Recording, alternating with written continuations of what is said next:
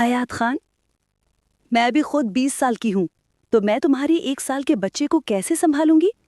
یہ لو اپنا بچہ خود سنبھالو، ابھی تو میری خود کھیلنے کودنے کی عمر ہے، مجھے نہیں بچے سنبھالنے آتے۔ دلہن کے لباس میں وہ بیڈ سے اتر کر بچہ گود میں دیتے باتیں سنانے لگی، جس پر حیات خان منہ کھولے اسے حیرت سے دیکھنے لگا، جو پرس سے موبائل نکال کے اپنی پھر سیلفی لینے لگی۔ پھوپھی اماں، آپ کو نہیں لگتا کہ آپ بہارے گل کے ساتھ زیادتی کر رہی ہیں؟ کیونکہ وہ مجھ سے بہت چھوٹی ہے اور اس کی اور میری عمر میں کافی فرق ہے۔ پھوپھی اماں، آپ نے کیا اس سے پوچھا بھی ہے یا نہیں اس شادی کے لیے؟ مجھے تو لگتا ہے کہ آپ اس کے ساتھ زبردستی کر رہی ہیں۔ اگر ایسا ہے تو آپ ہرگز ایسا مت کریے گا۔ میں نہیں چاہتا بہارے گل کے ساتھ کوئی زیادتی ہو۔ حیات خان نے اپنے پھوپھی کے فیصلے کو سنتے ہی فوراً آ کے ان سے بات کی اور بہارے گل کے بارے میں فکرمندی ظاہر کرتے ہوئے انہیں یہ جتایا کہ وہ واقعی ابھی پڑھ رہی ہے اور اس کی عمر اتنی ذمہ داریاں اٹھانے جتنی نہیں ہے۔ اس بات کی تم فکر مت کرو بیٹا، میں جانتی ہوں میری بیٹی ذرا پگلی سی ہے اور چھوٹی چھوٹی باتوں پر توجہ دیتی ہے، بڑی بڑی ذمہ داریوں سے دور بھاگتی ہے، لیکن مجھے پتا ہے کہ وہ ذمہ داری ڈالنے سے بالکل ٹھیک ہو جائے گی۔ اس کی طبیعت کو، اس کے دل کو مجھ سے بڑھ کر کوئی نہیں جانتا، تو پھر تم پریشان مت ہو۔ پھوپھی اماں نے اپنے بھتیجے کے کندھے پہ ہاتھ رکھتے ہوئے کچھ تسلی آمیز لہجے میں کہا، انہیں ہر حال میں بہارے گل کی شادی اپنے بھتیجے سے کروانی تھی۔ ارے حیات بھائی، آپ فکر نہ کریں، وہ تو امی اور پھوپھی اماں کی باتوں میں آ کے میڈیکل کی تعلیم سے بھی خوفزدہ سی ہو گئی ہے۔ اسے تو پہلے ہی پڑھائی میں دلچسپی نہیں تھی، اب تو میڈیکل کی ٹف پڑھائی سے دل بالکل ہی اچاٹ ہو گیا ہے اس کا۔ اسے تو صرف شاپنگ کرنا، گھومنا پھرنا اور میک اپ زیورات سے لگاؤ ہے۔ اسی دلچسپی میں اس نے شادی کے لیے بغیر سوچے سمجھے ہاں کر دی ہے۔ آپ دیکھنا وہ آگے چل کے بدل جائے گی، یوں جیسے شادی سے پہلے ہر عورت ہوتی ہے خود میں مگن اور شادی کے بعد اپنے گھر گھرستی میں گم ہو جاتی ہے، ویسے ہی وہ بھی ہو جائے گی۔ آپ خود کو ہلکان نہ کریں۔ دیکھنا نکاح میں بڑی طاقت ہوتی ہے، وہ بھی آگے چل کر ایک میچور عورت بن جائے گی، بالکل میرے اور گل پاشا کی طرح۔ زائلے نے مسکراتے ہوئے اپنے بھائی کو بے حد اطمینان سے کہا تاکہ اس کی تسلی ہو جائے، مگر وہ حیات خان تھا، اتنی جلدی مطمئن ہونے والا نہیں تھا۔ ہاں، مگر وہ باقی عورتوں جیسی نہیں ہے، وہ دنیا کی ہر لڑکی سے مختلف ہے۔ میں نہیں چاہتا کہ میں اس کی ہستی کھیلتی زندگی کو یکدم اداس فضاؤں سے گھیر لوں، اتنا خود غرض نہیں ہوں میں۔ وہ سنجیدگی سے بولا، چلو اگر تمہیں ہماری بات سے اطمینان نہ ہو تو خود بہارے گل سے پوچھ لو۔ پھوپھی اماں نے بڑی محبت سے اس کے بالوں میں انگلیاں پھیریں تو اس نے سر اس بات میں ہلایا۔ یہی ٹھیک رہے گا، حیات خان نے مختصر کہا۔ وہ ایک دفعہ بہارے گل سے بات کر کے اپنے ذہن میں آئے زبردستی کے شک کو ختم کرنا چاہتا تھا۔ پتہ نہیں کیوں اسے لگ رہا تھا پھوپھی اماں نے بہارے گل سے زبردستی ہاں کروائی ہے، اور جب تک وہ بہارے گل سے بات نہیں کر لیتا اسے چین نہیں ملنے والا تھا۔ حیات خان کی باتوں سے ڈر کر پھوپھی اماں اپنی چھوٹی بیٹی بہارے گل کی طرف دوڑی چلی آئیں۔ انہیں خوف تھا کہ حیات خان کی باتوں میں آ کر بہارے گل شادی سے انکار ہی نہ کر دے، آخر ہے نا ایک کم عمر نہ سمجھ لڑکی۔ حیات خان کے اندازوں بیان میں ایسا جادو تھا کہ کوئی بات اس سے راز میں ہی رہ پاتی تھی۔ وہ خوب اچھی طرح جانتا تھا کہ سامنے والے سے کس لہجے اور گفتار میں بات کر کے بھید اگلوانا ہے، جیسا کہا ہے ویسا کہنا ہے، خبردار جو کسی بھی قسم کی ضد یا بدتمیزی کی۔ پھوپھی اماں نے سختی سے کہا، بس کریں، اور کتنی بار سمجھائیں گی یہی بات؟ آپ مجھے پچھلے 1 گھنٹے میں سینکڑوں بار کہہ چکی ہیں۔ مجھے پتا ہے کہ حیات خان کے ساتھ مجھے کس طرح بات کرنی ہے اور اس کے سامنے کس طرح کا رویہ اختیار کرنا ہے۔ میں جانتی ہوں مجھے اس کے ساتھ شادی کرنی ہے، لیکن آپ بھی ایک بات یاد رکھیں، اگر آپ نے مجھے وہ سب نہ دلایا جو میں چاہتی ہوں تو میں شادی نہیں کروں گی۔ پھر آپ روتی رہیے گا کہ آپ کی ساری پلاننگ غرق ہو گئی۔ ماموں والوں کی یا پھر حیات خان کی کوئی بھی جائیداد میرے نام ہو سکتی ہے یا نہیں، یہ سب میں کر سکتی ہوں۔ بہارے گل نے بے خوف انداز میں اپنی ماں کو دھمکی آمیز لہجے میں کہا، جس پر وہ تلملا کر رہ گئی۔ آہستہ بات کرو، آہستہ بات کرو، کتنی بار سمجھاؤں؟ ایسا نہ ہو کہ جو سمجھایا ہے سب کو بتا دو کہ میں نے سمجھایا ہے، کوئی سن لے گا تو قیامت آ جائے گی۔ انہوں نے اس کے تیز بولنے پر ڈرتے ہوئے کہا، کہیں سب خراب نہ ہو جائے، ان کی ساری پلاننگ مٹی میں نہ مل جائے۔ ہاں تو مجھے تنگ مت کرے نا، اس نے لاپرواہی سے کہا۔ کیا کہے گا یہ زمانہ کہ مجھے یعنی گل بی بی کو اپنے باپ بھائی کی جائیداد کا لالچ ہے، یا کسی غرض کے سبب ایک شادی شدہ بھتیجے اور ایک بچے کے باپ سے تمہاری شادی کروا رہی ہوں؟ پھوپھی اماں نے اسے آنکھیں دکھاتے سرگوشی بھری آواز میں کہا، جس کے بعد وہ منہ بسورتے ہوئے ایک بار پھر اپنے موبائل میں جت گئی۔ توبہ ہے، میں اس لڑکی کو کس طرح سمجھاؤں؟ انہوں نے اپنے سر کو پیٹتے ہوئے کہا۔ اچھا نا، اب بس، اب چپ ہو جائے۔ کبھی سکون سے موبائل میں کسی سے بات بھی نہیں کرنے دیتی۔ جب کچھ کرتی ہوں آپ سر پہ آ کے کھڑی ہو جاتی ہیں۔ مسئلہ کیا ہے آپ کا؟ جائیں، اب آپ بے فکر ہو جائیں۔ میں حیات خان سے ایسا کچھ نہیں کہوں گی جسے آپ کی ساری سیاست مٹی میں مل جائے گی۔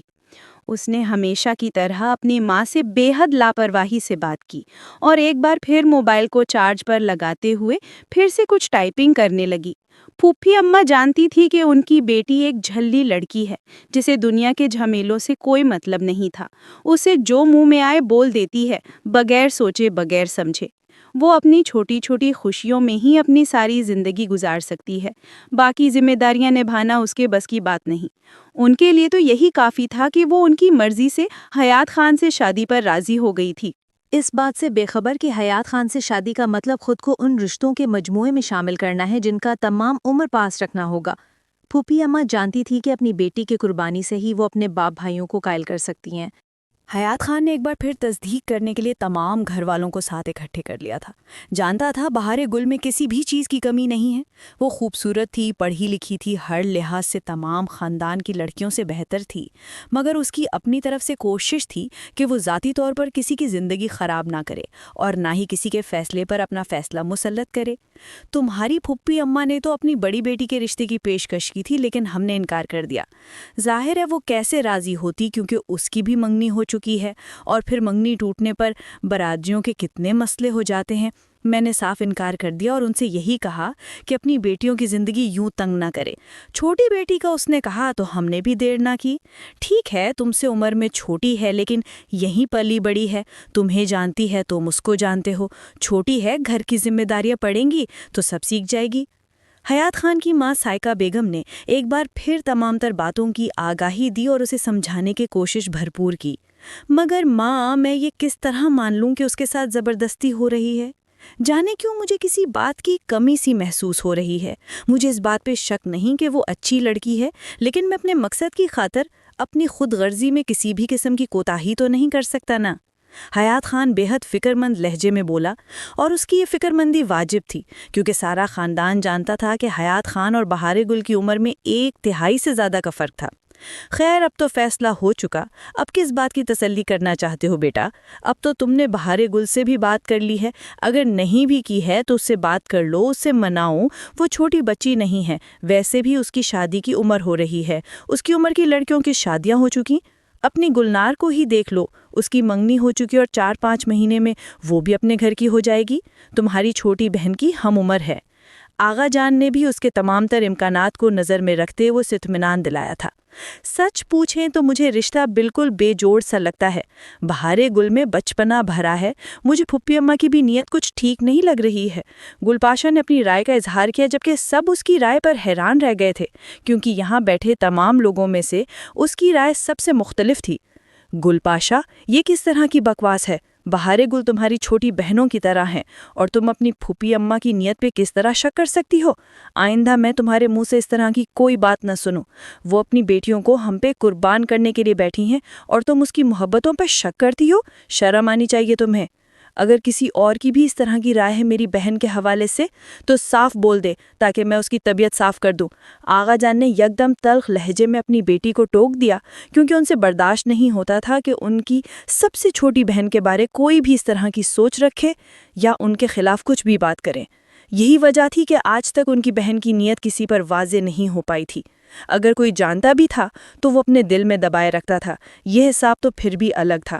لیکن گل پاشا اپنی جگہ پر ٹھیک تھی، کیونکہ ان بہنوں اور بہار گل کی خوبصورتی کا ہمیشہ موازنہ ہوتا تھا، جس کی وجہ سے ان دونوں کے بیچ میں ہمیشہ تناؤ رہا تھا۔ اس کے کہنے کا ہرگز یہ مطلب نہیں تھا آپ خواہ مخواہ غصہ کر رہے ہیں بچی پر۔ سائقہ بیگم نے فوراً بات کو سنبھالتے ہوئے شوہر کو ٹھنڈا کرنے کی کوشش کی۔ خیر، اب بہت ہوئی باتیں، جاؤ تم سب اب تیاری کرو، نکاح اگلے ہی ہفتے ہوگا اور میں یہ دھوم دھام سے کروں گا کیونکہ یہ میری بھانجی ہے اور حیات خان اب بس بہت ہوا تمہارا سوگ۔ میری بہن نے سب کچھ مجھ پہ لوٹا دیا، اپنا شوہر، اپنا سسرال، تو ان کا اتنا تو حق بنتا ہی ہے نا۔ آغا جان نے ہمیشہ کی طرح دو ٹوک فیصلہ سنایا جو سب کو ماننا ہی پڑا۔ شہباز خان اپنی 3 بہنوں کا اکلوتا بھائی تھا، جس کی وجہ سے اپنی خاندانی جائیداد کا بھی وہ اکلوتا وارث بنتا تھا۔ اس کی تینوں بہنوں کی شادیاں ہو گئی تھیں۔ بڑی دونوں کی خاندان سے باہر ہوئی تھیں، جو اب پاکستان سے باہر رہتی تھی اپنے بچوں کے ساتھ۔ سب سے چھوٹی بہن گل بی بی تھی جو ان کے قریبی گاؤں میں رہتی تھی، مگر اس کی ہمیشہ سے ہی فطرت دوسروں کا حق کھانا تھا اور یہ فطرت اپنے بھائی پہ ظاہر نہیں کر پائی تھی۔ وہ بہت مکار اور چالاک عورت تھی اور ہمیشہ اپنی چالاکی سے اپنے بھائی کو بلیک میل کرتی آئی تھی۔ اس نے اپنی چالاکی اور مکاریوں سے اپنے شوہر کو بھی چھوڑ دیا تھا، اپنے بھائی کو یہ بتا کر کہ اس کے گھر والے، اس کے سسرال والے، اس کا شوہر اس پر ظلم و زیادتی کرتے ہیں اور اسے کہتے ہیں کہ اپنے بھائی سے جائیداد کا حصہ لیں۔ جبکہ جائیداد کا حصہ لے کر وہ کھا بھی چکی تھی، پھر بھی وہ اسے یہی بتاتی رہی تھی کہ بار بار وہ مجھ سے پیسے مانگتے ہیں۔ جب یہ بات شہباز خان کو پتہ چلی تو اس نے جا کے اپنے بہنوئی سے بات کی، لیکن ان دونوں کی اس بات پر انبن ہو گئی، جس کی وجہ سے گل بی بی نے فائدہ لیا اور انہوں نے کہا جو میرے بھائی کی عزت نہیں کرتے میں ان کے ساتھ کیسے رہ سکتی ہوں۔ بظاہر اس نے یہ بھی ظاہر کیا کہ وہ اپنے بھائی کی وجہ سے شوہر اور سسرال کو چھوڑ کر بیٹھ گئی تھی، جبکہ اس کی نیت اپنے بھائی کی جائیداد پر اٹکی ہوئی تھی۔ مگر شہباز خان پر تو اپنی بہنوں کی اندھی محبت کا بھوت سوار تھا۔ وہ اپنی بہنوں کے خلاف بیوی بچوں کی زبان سے ایک لفظ بھی نہیں سن سکتا تھا۔ یہی وجہ تھی کہ آج تک کوئی ان کے بارے میں کچھ بھی نہ بول سکا تھا اور نہ ہی کہتا تھا۔ وہ آج بھی اپنے بھائی کے دل پہ راج کرتی تھی، جبکہ اس کی 2 باقی بہنیں ایسی نہیں تھیں۔ اور یہی اتفاق ہوا کہ شہباز خان کا بھی ایک اکلوتا بیٹا اور 3 بیٹیاں تھیں۔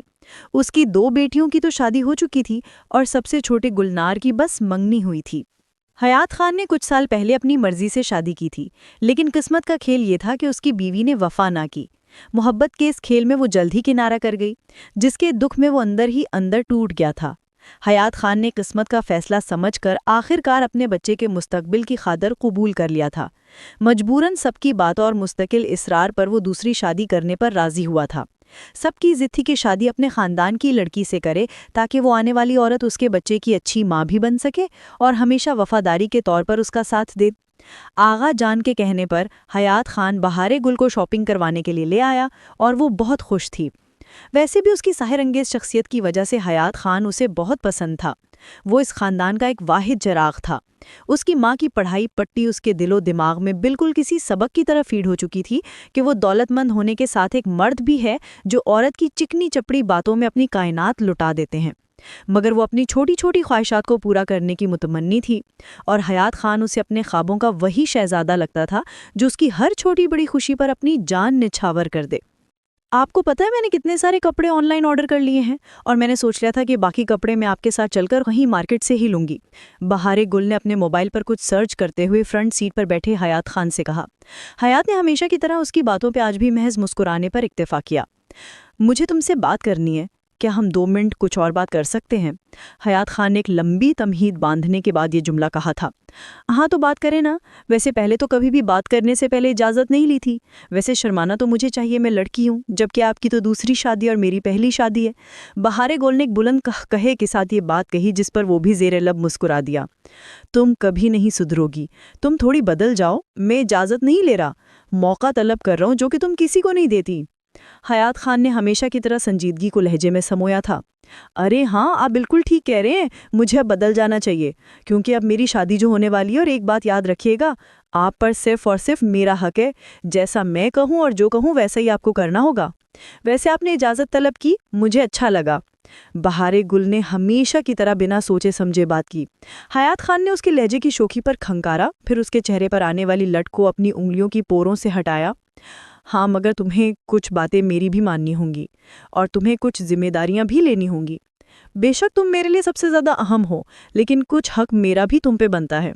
حیات خان نے سٹیئرنگ پر ہاتھ جمائے گاڑی ڈرائیو کی اور اپنا پوائنٹ آف ویو رکھنے کی کوشش کی، مگر بہارے گل نے ہوا کی وجہ سے تنگ کرنے والی لٹوں کو جھٹکا دیا اور ایک بار پھر اس کی بات کاٹ دی۔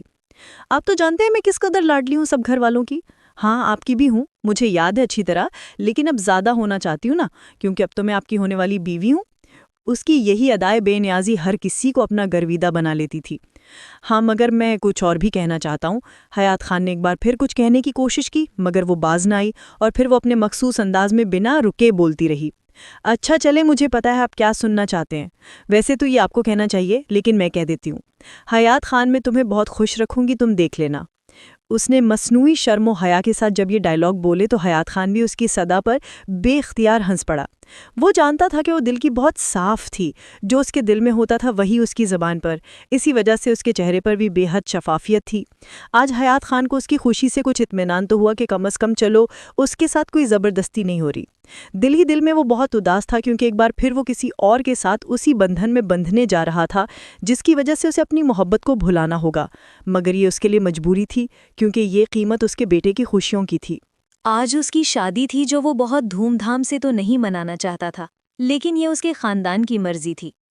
آغا جان نے بہاری گل کے خوشی کے خاطر یہ نکاح دھوم دھام سے رکھا تھا، لیکن بہاری گل کی خواہش تھی کہ اس کے مہندی کی رسم بھی دھوم دھام سے ہی ہو، کیونکہ وہ اپنی شادی میں اپنے دل کی وہ ساری حسرتیں پوری کرنا چاہتی تھی جس کے لیے اس نے کب سے سوچ رکھا تھا۔ مہندی کے سبز اور اورنج سوٹ میں وہ پھولوں کا زیور پہنے اپنی دلہن والے روپ کے ساتھ گزب ڈھا رہی تھی۔ خاندان کا ہر لڑکا اس سے شادی کرنے کا خواہاں تھا، مگر وہ حیات خان کے ساتھ شادی کرنے پر ہی رضامند ہوئی کیونکہ وہ جانتی تھی کہ اس کی ساری خواہشات وہی پوری کر سکتا ہے، ورنہ اسے دنیا کی کسی چیز سے کوئی غرض نہیں تھی۔ ہر کوئی باری باری آ کر ان دونوں کی مہندی کی رسم ادا کر رہا تھا جب اچانک گلنار کو شرارت سوجھی۔ بھئی دلہا دلہن کو بھی ایک دوسرے کی رسم کرنی چاہیے، اس نے بہارے گل کو کوہنی مارتے ہوئے اشارہ کیا۔ بہارے گل نے پہلے شرمانے کی کوشش کی لیکن پھر اس نے ساری ہر شرم و حیا کو بالائے طاق رکھ کے اس بار اس کے بعد سے اتفاق کیا۔ ہاں کرنی تو چاہیے، شادی ایک بار ہی ہوتی ہے، کوئی بار بار نہیں، چلے سب سے پہلے میں ہی کر لیتی ہوں۔ جبکہ حیات خان اس کا منہ تکتا رہ گیا کہ اس لڑکی میں ذرا عقل نہیں، مجھے کوئی رسم وغیرہ نہیں کرنی، اور تم تو چپ ہی رہو، سب مذاق کر رہے ہیں اور تم ان کی باتوں میں۔ حیات خان نے سخت لہجے میں بات کرتے ہوئے اسے آنکھیں دکھائیں، مگر یہ بہارے گل تھی۔ اس کے آنکھوں کے اشاروں کو نظر انداز کرتے ہوئے ہلدی میں ہاتھ ڈال دیا اور اس کے گال پہ لگا دی، جس پر سب لڑکیوں نے ایک ساتھ شور مچایا۔ حیات خان بات کرتے ہوئے اچانک رک گیا، اس کے ہاتھ کے نرم لمس نے جیسے اپنے حصار میں لینے کی کوشش کی ہو۔ چند لمحے وہ سن ہو گیا۔ خاندان کے لڑکوں نے الگ سے نعرے بازی کرنا شروع کر دی، ہماری بھابھی کیسی ہو، بہارے گل بی بی جیسی ہو۔ بہارے گل کے چہرے پہ کئی سرخیاں ابھری لیکن اس نے خود کو سنبھالتے ہوئے نظریں جھکا لی، بظاہر لبوں پر مسکراہٹ جمائے اپنے مہندی بھرے ہاتھوں سے چہرے کو چھپانے کی کوشش کی۔ چھوٹی بچی ہو، حیات خان نے خود پہ قابو پاتے ہوئے اس کے کان میں سرگوشی کی، تو وہ مزید سہم گئی تھی۔ اسے حیات کا یوں کہنا اچھا نہیں لگا۔ شادی کی رسومات پوری ہوئیں تو وہ عروسی جوڑے میں ملبوس اپنے سجے کھجے روم میں آ کر اپنی کزنز کے ساتھ تصویریں بنوانے لگی۔ حیات خان نے دروازے پر دستک دے کر اپنے آنے کی خبر دی۔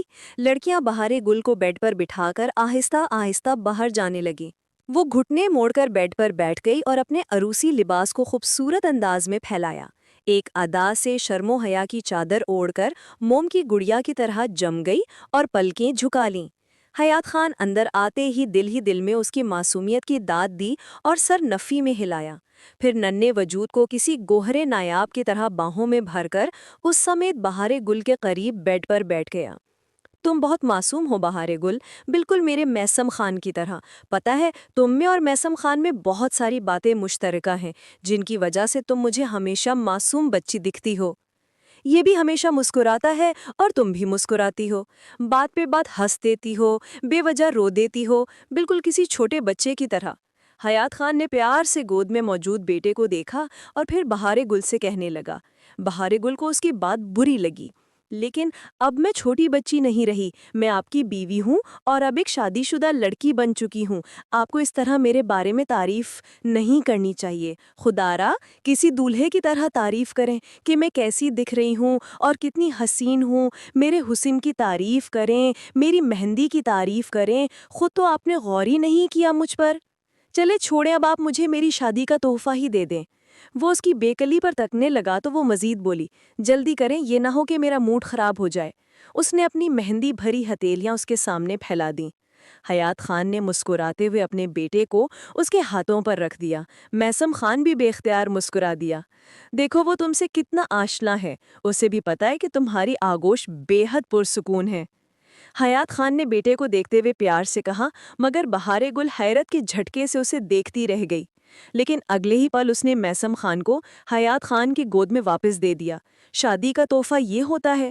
آپ اس طرح شادی کے تحفے سے جان چھڑانا چاہتے ہیں؟ یہ کوئی طریقہ نہ ہوا۔ اگر آپ کو تحفہ نہیں دینا تھا نہ دیں، کم از کم اس طرح کی باتیں تو نہ کریں، میری تعریف ہی کر دیتے وہی کافی ہوتا۔ وہ انتہائی ناراضگی سے بولی، ارے ہاں، میں نے تمہارے لیے کچھ لیا تھا، کہاں گیا؟ کہیں بھول تو نہیں گیا؟ اس نے اپنی جیبوں میں ہاتھ ڈالتے ہوئے کچھ ڈھونڈنے کی کوشش کی، ادھر ادھر دیکھنے بھولنے کی اداکاری کی، مگر اسے کچھ بھی نہ ملا۔ پھر اس نے میثم خان کو واپس بہار گل کی گود میں دیتے ہوئے کہا، 1 منٹ رکو ذرا، شاید میں نے دراز میں رکھ دیا تھا۔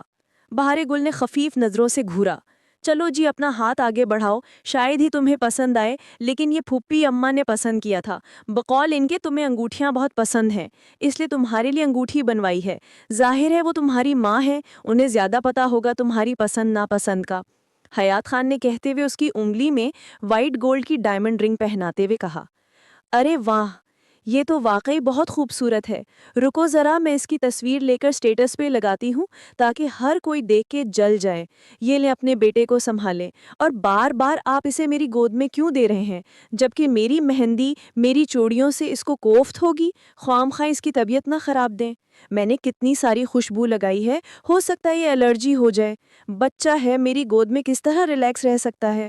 وہ تیز تیز بولتی میثم خان کو دوبارہ اس کی گود میں دے گئی۔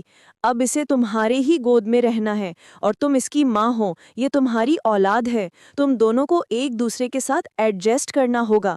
یہ میں تم سے بھی کہہ رہا ہوں اور میثم خان سے بھی کہہ رہا ہوں۔ آج کے بعد جیسا تمہاری موم کہے گی وہی تم کرو گے۔ حیات خان میں اپنے بیٹے کی ٹھوڑی کو پچکارتے ہوئے کہا تو بہار گل اپنا ضبط کھو بیٹھی۔ کیا آپ نے ماں بیٹے کی رٹ لگا رکھی ہے؟ ابھی تو میری شادی ہوئی ہے، اور آپ کو کیا لگتا ہے شادی کرتے ہی میں آپ کا بچہ سنبھالوں گی؟ بھول ہے آپ کی۔ ابھی تو میں 20 سال کی ہوں، میری زندگی شروع ہی ابھی ہوئی ہے، اور آپ میری زندگی ختم کرنا چاہتے ہیں۔ کتنے خود غرض ہیں آپ۔ مجھے تو لگا تھا آپ دوسروں سے بہت مختلف ہیں، لیکن نہیں، یہ میری غلط فہمی تھی۔ بہار گل غصے سے پھٹ پڑی۔ حیات خان اس کی تلخ کلامی سن کر دنگ رہ گیا۔ بہار گل، خاموش ہو جاؤ۔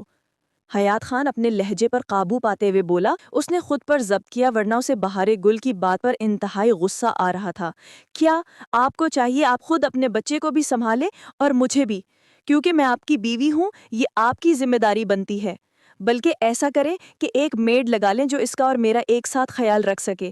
ابھی میری عمر اتنی نہیں ہے کہ میں یہ سب ذمہ داریاں سنبھال سکوں۔ وہ جواباً اس کی گھورتی نگاہوں کو نظر انداز کر کے اطمینان سے بولی، اور لاپرواہی سے موبائل میں سیلفیاں لینے لگی۔ وہ تو بہار گل کی اس حرکت پر حیران ہی رہ گیا۔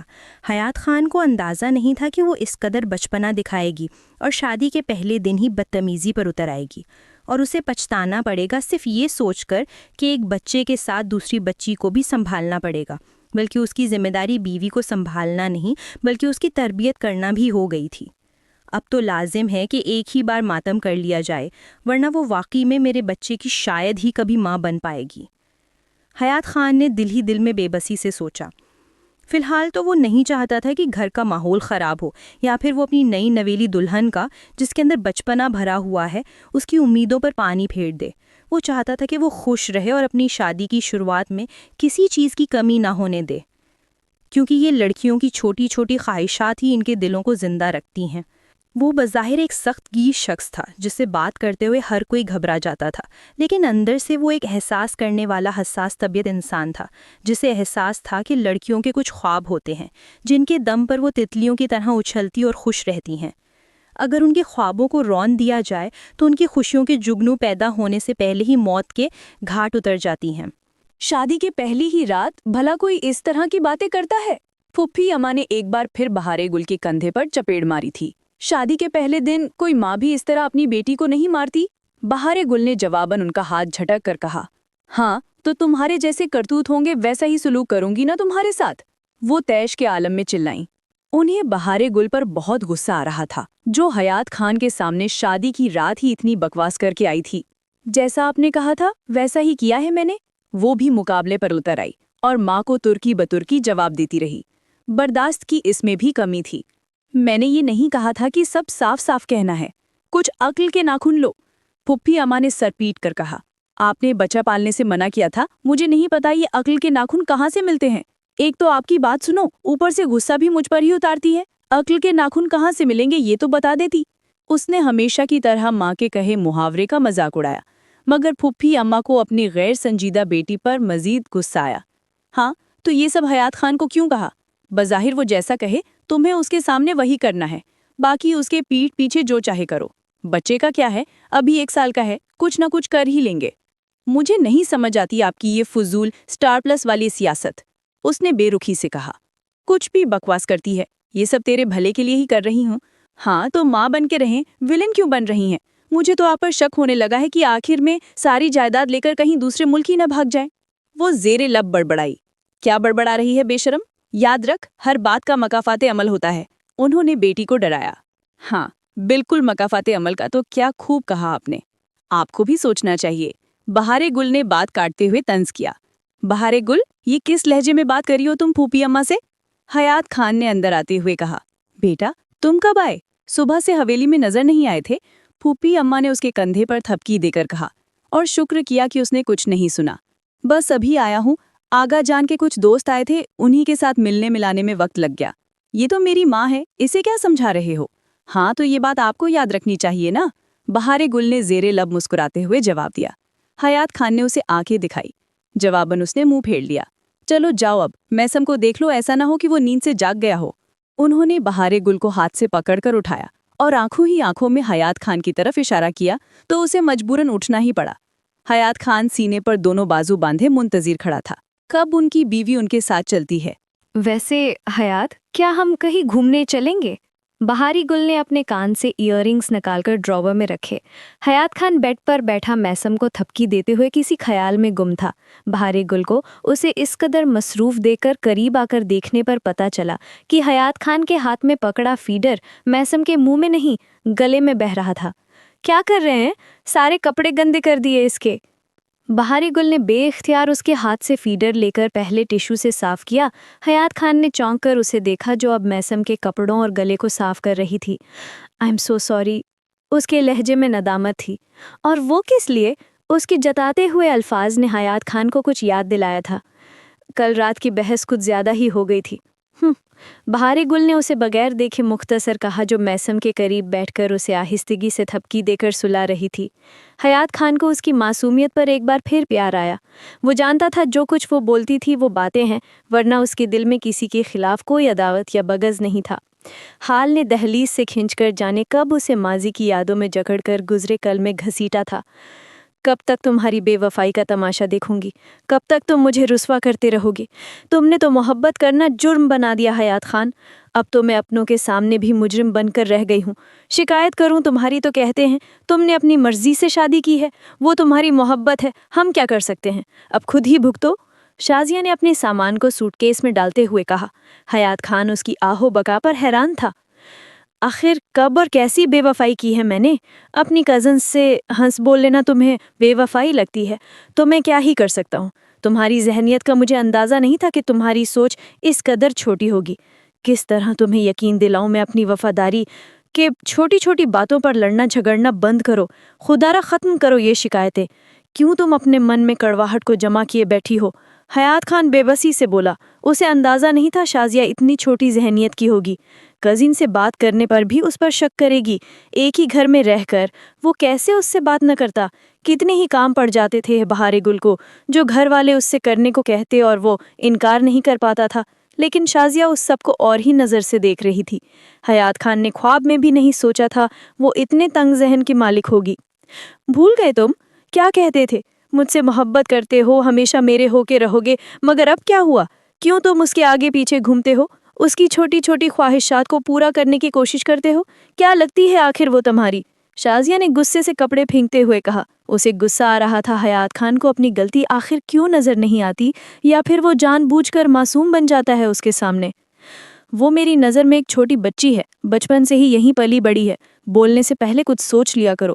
وہ اس کے الزام پر زچ ہو کر بولا، بچی ہے تو بچی بن کر رہے، اسے ہر وقت گاڑی میں ساتھ لیے کیوں پھرتے ہو؟ وہ جل کر بولی، میں اسے گاڑی ڈرائیو کرنا سکھا رہا تھا، وہ بھی آغا جان کے کہنے پر، کیونکہ انہیں کسی اور پر بھروسہ نہیں ہے۔ حیات خان نے ایک بار پھر صفائی دینے کی کوشش کی، مگر شازیہ نے تو جیسے ٹھان لی تھی کہ اس کے کردار کو چوراہے پر لٹکا کر اسے داغدار ثابت کر کے رہے گی۔ حیات خان اس کی باتوں کو سن کر شاک میں پڑ گیا کہ آخر کار کب ان تلخیوں نے جنم لے لیا، کب ان کا رشتہ اتنا کمزور پڑنے لگا جو اس کے بھروسے کے کھڑے کیے ہوئے پہاڑ کو بھی روند کر چلی گئی۔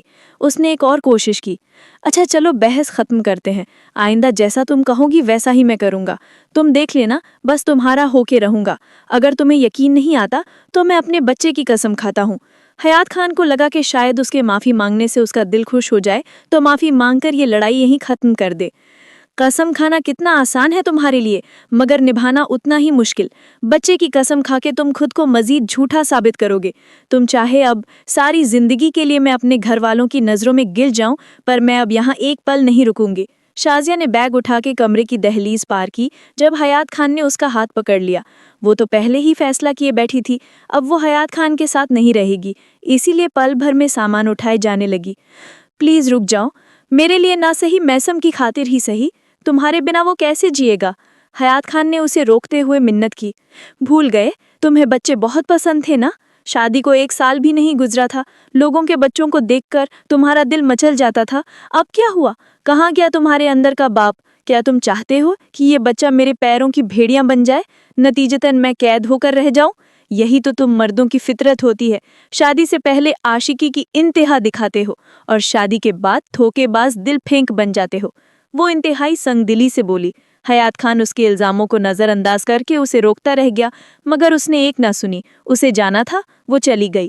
ملازمہ کے کافی لانے پر اس نے بدحواسی میں گرم کافی میں ہاتھ چلانے پر اپنے دھندلکوں کو سے ایک بار پھر خود کو حال میں دہلیز میں کھڑا پایا جہاں اس کی نئی نویلی بیوی جانے کب سے اسے پکار رہی تھی۔ کیا کر رہے ہو تم؟ بہاری گل آخر کار بے ساختہ اس کے جلے ہوئے ہاتھ کو پکڑ کر چلائی تھی۔ کیا ہوا ہے؟ حیات خان اس کی چیخ پر ہوشیار ہوا تو اسے ہاتھ کی جلن کا احساس ہوا۔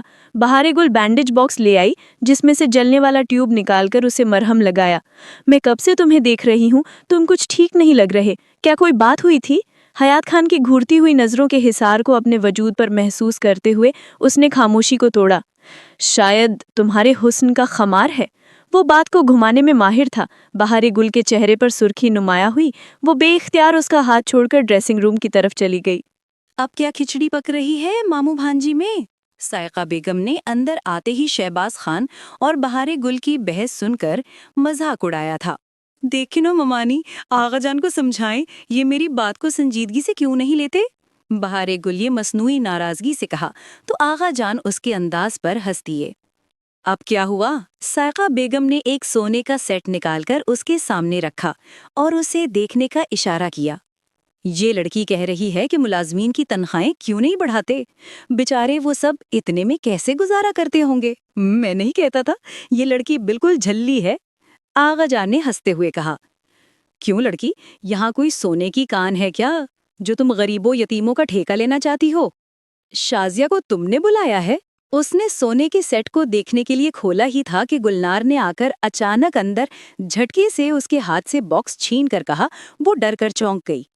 یہ کیا طریقہ ہے اور بکواس ہے یہ؟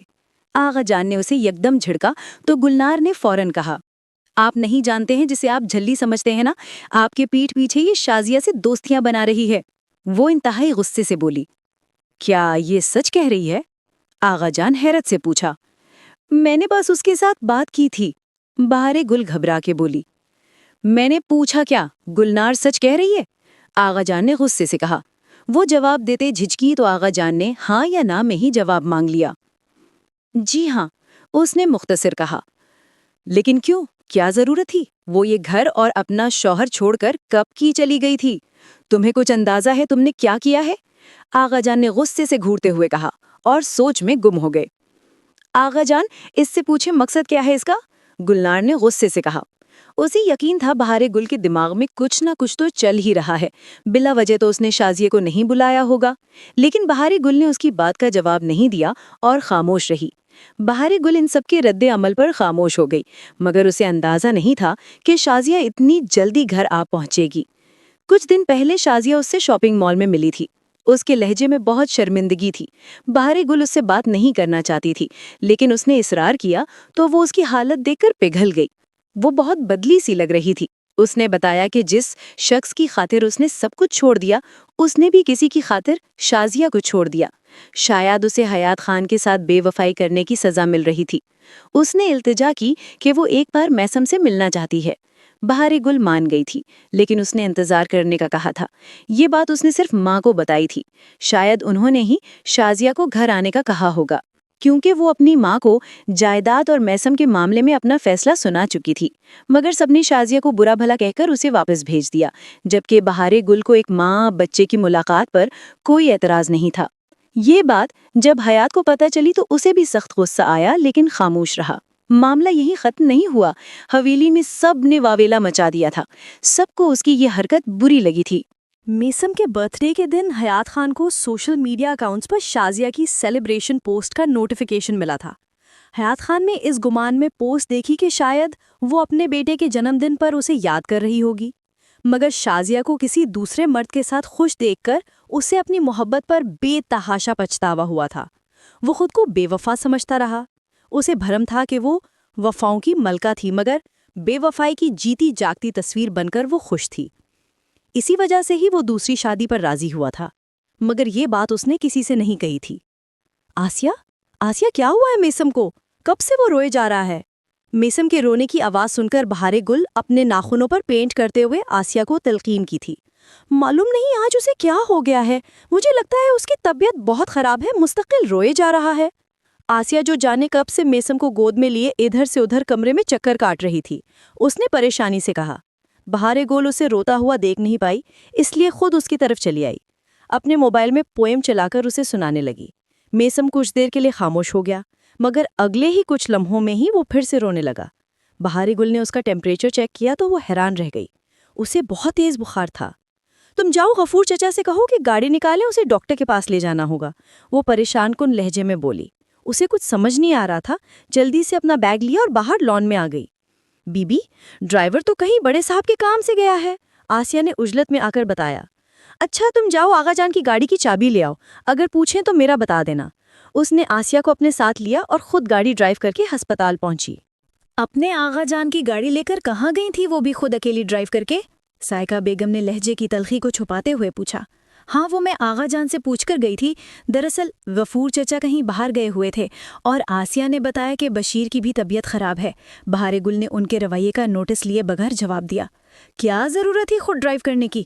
تم کتنی ہیش ڈرائیو کرتی ہو، کچھ اندازہ ہے تمہیں؟ میں کتنی پریشان ہو گئی تھی۔ میرا ڈرائیونگ ٹیچر حیات خان تھا، اس نے برق رفتاری سے کہا۔ اس کی حاضر جوابی نے سائقہ بیگم کے غصے کو مزید آگ دی تھی۔ شہباز اور حیات نے واقعی تمہیں سر چڑھا لیا ہے۔ تم نے سوچ بھی کیسے لیا کہ تم میسم کو ہماری اجازت کے بغیر اس ڈائن شازیہ کو حوالے کرو گی؟ اور اتنی ہمت کس نے دی ہے کہ تم میسم کی کسٹڈی کا فیصلہ کرو؟ ہم کیا مر گئے ہیں یہاں؟ بہار گل ان کی بات کو سمجھ نہیں سکی کہ وہ کیا کہہ رہی تھیں، کیونکہ سب کو غلط اطلاع دینے والی گلنار تھی۔ بہار گل کے ہسپتال جاتے ہی اس نے ماں بہنوں کا برین واش کیا، جبکہ حیات خان نے بھی اس کی بات سنی، مگر وہ بات کی تہ تک جا کر ہی نتیجہ اخذ کرتا تھا۔ اسی لیے اس نے بہار گل کے آنے کا انتظار کیا، کیونکہ وہ کسی کی بھی کال ریسیو نہیں کر رہی تھی۔ اس لیے سائقہ بیگم نے تو گلنار کی بات پر ہنگامہ ہی کر دیا تھا۔ بہار گل میرا بچہ، مجھے تم سے اس طرح کی بے وقوفی کی امید نہیں تھی، آغا جان نے بھی مایوس کن لہجے میں کہا، جبکہ وہ اپنی صفائی میں بولنا چاہتی تھی، مگر اسے بہت دیر سے معاملے کی تہ کا اندازہ ہوا کہ سب کیا سوچ بیٹھے تھے۔ آپ لوگ اس کی بات تو سن لیں، نتیجے پھر نکالیں۔ حیات خان نے آ کر سب کو چپ کروایا، مگر بہار گل بغیر کچھ کہے غصے سے اندر چلی گئی تھی۔ دیکھا تم نے؟ آسیہ، کیا بات ہے، تم دونوں کہاں گئی تھی؟ حیات خان نے اپنی ماں کی بات کاٹتے ہوئے آسیہ سے پوچھا۔ آسیہ نے میسم کو اس کی گود میں دیتے ہوئے ساری حقیقت بیان کی تو سائقہ بیگم یکدم شرمندہ ہو گئیں۔ پتہ نہیں تم عورتیں اتنی شکی مزاج کیوں ہوتی ہو، بنا کچھ جانے بچی کو اتنا ڈانٹ دیا۔ آغا جان نے اپنی بیوی بیٹیوں کو دیکھ کر افسوس بھرے لہجے میں کہا۔ حیات خان نے بھی سب کو غضبناک نگاہوں سے دیکھا تو سب سے پہلے گلنار وہاں سے چلتی بنی۔ جانتی تھی اب اس کی خیر نہیں ہے۔ پھوپھی اماں دل ہی دل میں خوش ہوئی تھیں کہ شاید بہار گل چالاکی سے میسم شازیہ کو سونپنے گئی ہے، لیکن ان کی خوشی دھری کی دھری رہ گئی جب میسم کو باہر لے جانے کی وجہ پتہ چلی۔ آغا جان نے بہن کو معذت خواہ نظروں سے دیکھا، کیونکہ زندگی میں پہلی بار وہ اپنی بہن پر غصہ ہوئے تھے، وہ بھی غلط وقت پر غلط فہمی سے۔ آپ کو جب پتا تھا کہ ہم دونوں کا کوئی جوڑ نہیں ہے تو شادی کیوں کی تھی؟ حیات خان کے کمرے میں آتے ہی بہار گل نے دکھ بھرے لہجے میں کہا۔ غلطی تمہاری ہے، بتا کر جانا چاہیے تھا۔ سب کتنے پریشان ہو گئے تھے؟ حیات خان نے اس کے سوال کو نظر انداز کرتے ہوئے نرمی سے کہا۔ آپ جانتے تھے کہ میں ایک ایسی پاگل لڑکی ہوں جو اپنی چھوٹی چھوٹی خوشیوں کے معاملے میں بہت حساس ہے، یا پھر یہ کہوں کہ بہت خود غرض ہے، لیکن آپ کو ایسی پاگلی لڑکی سے شادی نہیں کرنی چاہیے تھی۔ وہ اداس تھی، گھر والوں کا رویہ اسے اچھا نہیں لگا، مگر غصے سے بات کر رہی تھی۔ تم جھلی ہو تو سوچا میری ہر بات مان لوگی؟ حیات خان نے اس کے غصے سے لطف اندوز ہو کر چڑھایا تو وہ واقعی چڑھ گئی۔ حیات خان، تمہیں لگتا ہے کہ دنیا کی ساری لڑکیاں ہی پاگل ہیں، ایک تم ہی سیانے انسان ہو؟ اس نے چڑھ کے پوچھا۔ ایسا نہیں ہے کیا؟ حیات خان نے اپنی ہنسی پر قابو پا کر اس کے غصے سے محظوظ ہو کر اسے مزید چھیڑا تھا۔ پھر تو تمہیں دوسرا تجربہ کرنے کی ضرورت ہی نہیں تھی، وہ انتہائی چڑھ کر بولی۔ تجربہ نہیں کیا، تم سے شادی کر کے ایک مکمل رشتہ بنایا ہے، وہ محبت سے بولا۔ ہاں تو شادی کے بعد بھروسہ بھی کرنا چاہیے تھا۔ سب کو یہ کیوں لگتا ہے کہ میں میسم سے جان چھڑانا چاہتی ہوں؟ اس کی آواز بھیگ گئی۔ حیات خان نے اس کی ٹھوڑی کو اٹھا کر دیکھا تو پلکوں سے 2 موتی اس کے رخسار پر پھسلے۔ اس کا دل دکھا۔ دیکھو، ایسا کچھ نہیں ہے، سب کو غلط فہمی ہوئی تھی، اور اس سب کی وجہ مجھے پتا ہے، تم نہیں، کوئی اور ہے، میں سب جانتا ہوں، لیکن جس طرح میں تم پر بھروسہ کرتا ہوں ہر کوئی نہیں کر سکتا نا۔ حیات خان نے اس کی آنسوں کو اپنی انگلیوں کے پوروں میں جذب کر لیا۔ پہلے تو ایسا نہیں تھا، وہ اٹھ کر باہر جاتے ہوئے بولی۔ پہلے اور اب میں فرق ہے، اور ہمارے اور باقی کے رشتوں میں بھی فرق ہے۔ حیات خان نے دونوں شانوں سے پکڑ کر بہار گل کو اپنے سامنے کھڑا کیا۔ وہ اس کو قریب پا کر گھبرا گئی مگر ہل نہ سکی، کیونکہ حیات خان کے ہاتھ اس کے کندھوں پر جمے تھے، اور یہ رشتوں کی ڈور کمزور ہے یا مضبوط، یہ ہم پر منحصر ہوتا ہے۔ حیات خان نے اس کے کان کے قریب سرگوشی کی۔ وہ اس کی سانسوں تک کو محسوس کر سکتی تھی، اتنا قریب تھا وہ۔ حیات خان، تم بہت اچھے مصنف بن سکتے ہو۔ بہار گل نے اپنے دل کی دھڑکنوں پر قابو پا کر اس کے سینے پر مکہ مار کر پیچھے ہٹایا تھا۔ وہ جانتا تھا کہ بہار گل نے غصے سے نہیں دھکیلا، بلکہ وہ اس کی بات سے قائل ہو گئی تھی۔ پھر کیا خیال ہے، اعتراف کر لیا جائے ایک دوسرے سے؟ اس نے بہار گل کی آنکھوں میں جھانک کے پوچھا۔ کیسا اعتراف؟ بہار گل نظریں جھکا کر پوچھنے لگی۔ دل زور زور سے دھڑک رہا تھا۔ حیات خان کی آنکھوں سے نکلتی محبت کی شعاؤں کو وہ بخوبی محسوس کر رہی تھی۔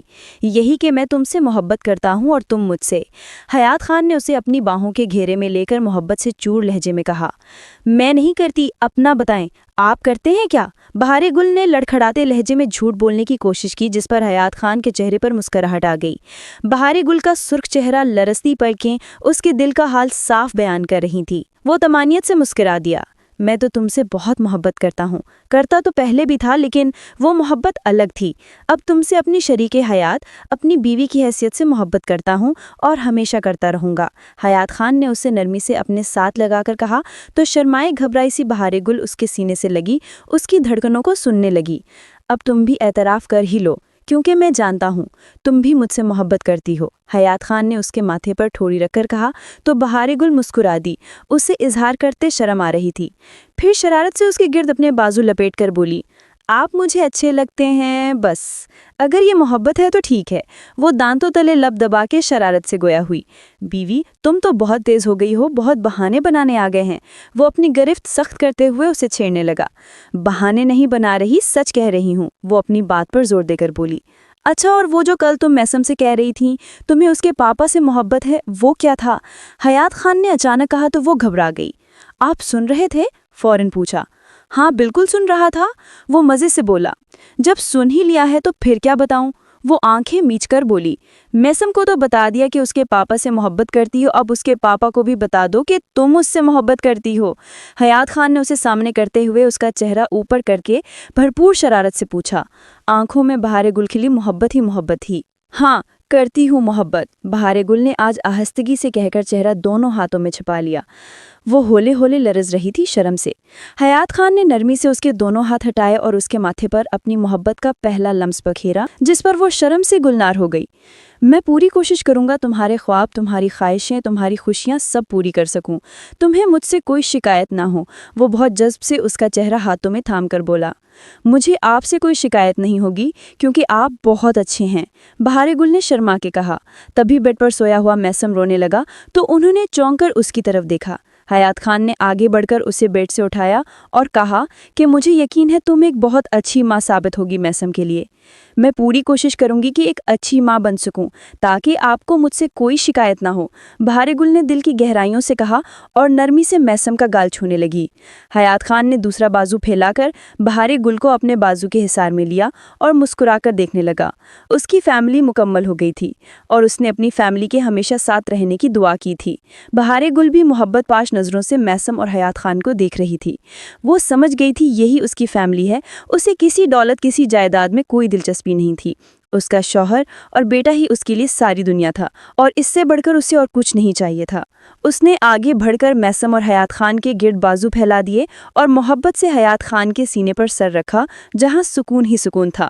حیات خان نے بھی محبت پاش نظروں سے اسے دیکھ کر آنکھیں موند لیں۔